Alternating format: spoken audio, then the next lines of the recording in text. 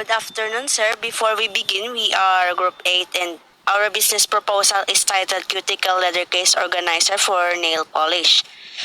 And here are my group members, Miss Mihia and Miss Margaret Ganado, who will present our proposal. At ito po ang nilalaman ng aming business proposal.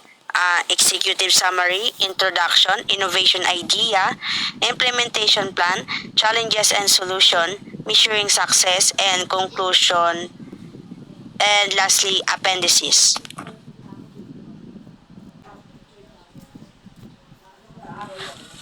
Our executive summary is to introduce our Cuticle, a stylish and durable leather case organizer made to solve the common problems of storing and carrying nail polish.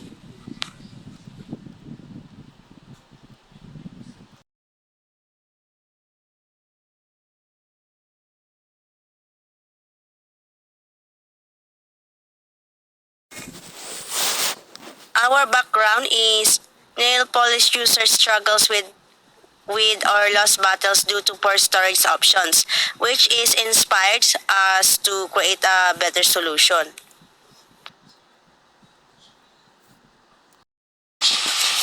Problem statement. There is currently no good option in the market for strong, elegant, and portable organizer for nail polish. Most available organizers are too big, poorly designed, and do not protect the bottles properly.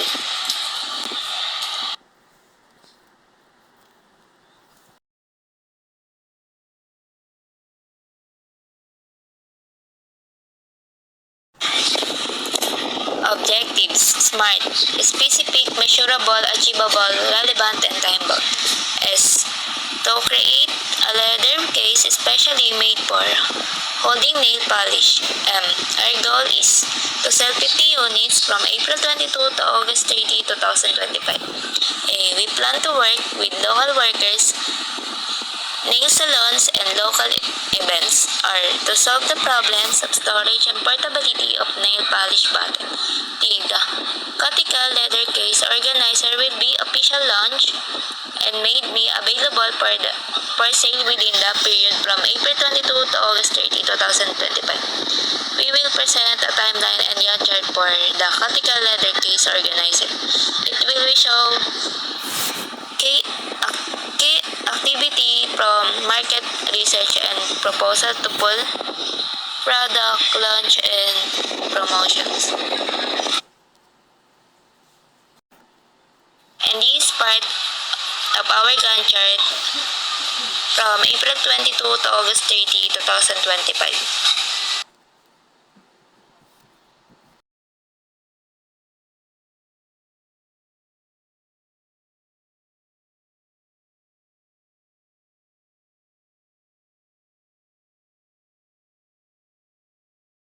Materials.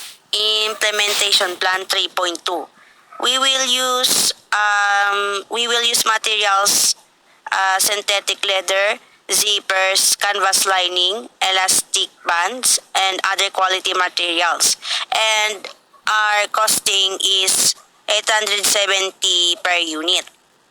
So what's great about Cuticle? First off, it protects your nail polish. No more worrying about bottles breaking when you're traveling.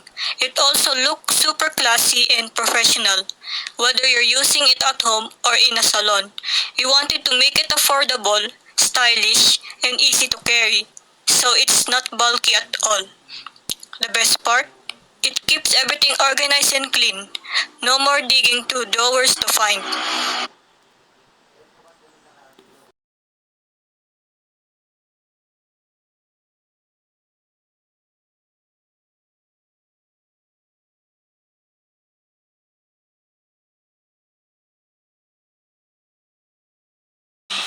Feasibility. There are no good option currently in the market for durable, stylish, and portable organizer for nail polish.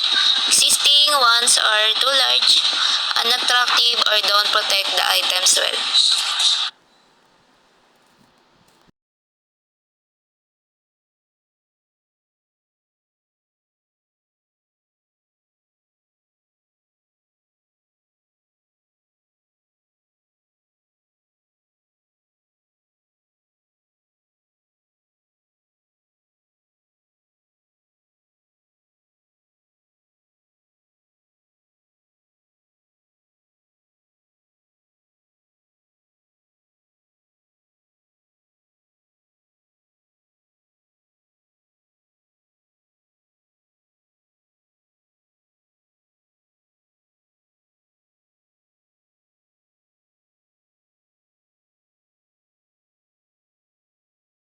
materials.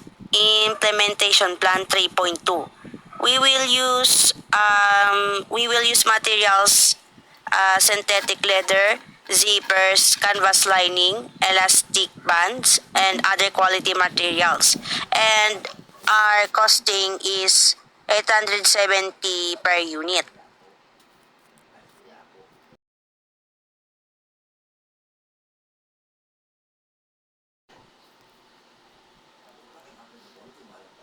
This is the timeline. Now, how are we going to make this happen? We have a detailed plan.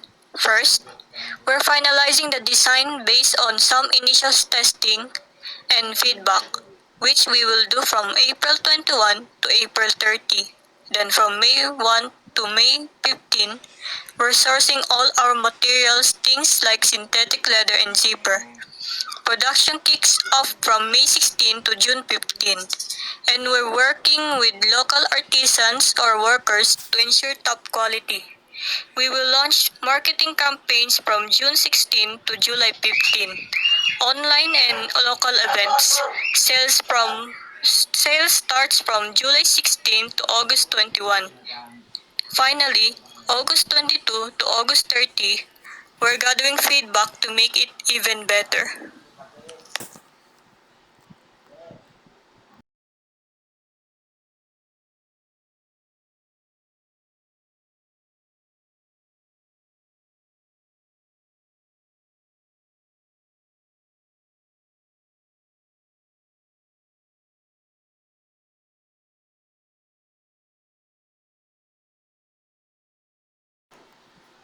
Our possible challenges is we may face high production costs and supplier issues, but we plan to start small and use local resources and social media to solve it.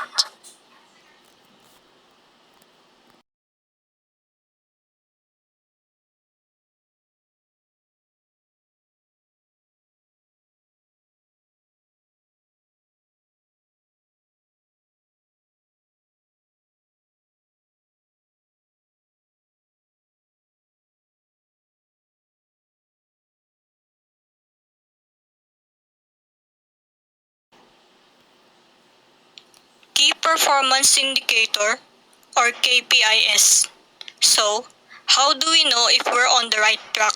We're looking at a few key things. First, we want to produce and sell 50 units initially.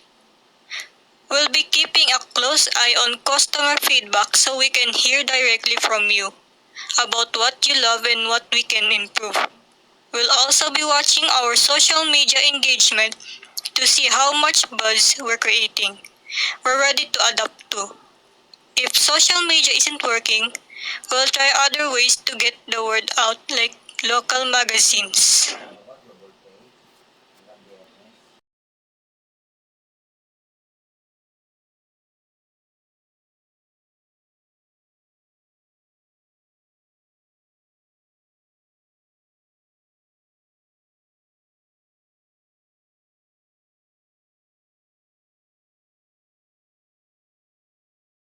This is the feedback and improvement. The feedback is super important. We'll be using online reviews, surveys, and social media to collect it.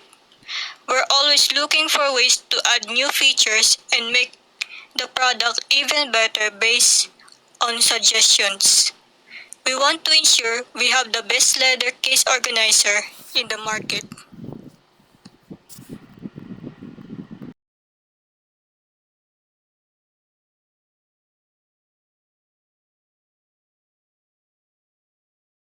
Our seventh category of our conclusion is our cuticle is a modern, affordable, and practical solution for nail care organization, designed with a sleek, layered leather style that makes it not only used for personal storage but also perfect as a gift item, a stylish pouch, or even a lunchbox as shown in the illustrated product.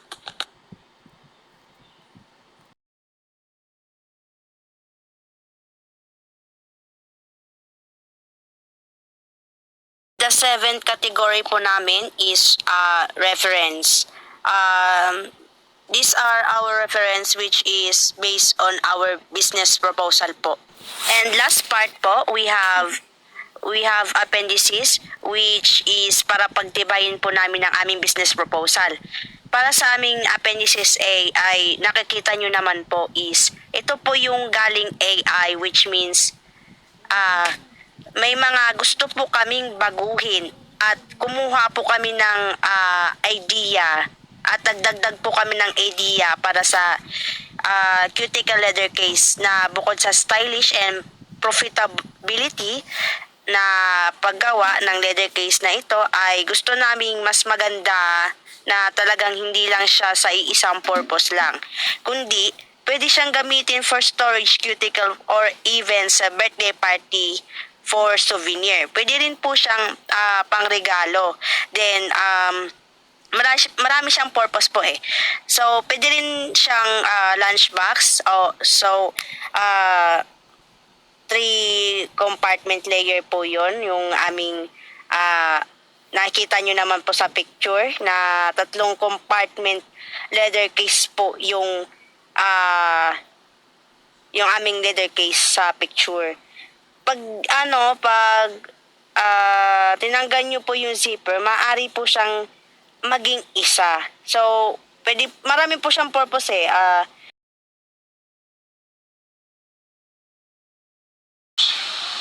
Appendices C. Market Research Summary. We did a study which we populated with data and article to support our leather case organizer. Value proposition. Also, we did not do primary survey for this product. So, we did research to support our research. From what we gathered from articles and data, be Statista and Research Ocean, we present that the nail care industry in the Philippines and growing market which includes an increase in the use of salon services, nail polishes, and we see a trend toward aesthetic yet functional organizer. Also, we look at what is being said in online beauty communities from market research, which tell us that 50% our target audience want to use leather case product, which are critical focus and report that leather is preferred material to non-leather publics, plastic or metal for durability, elegant design, and portability.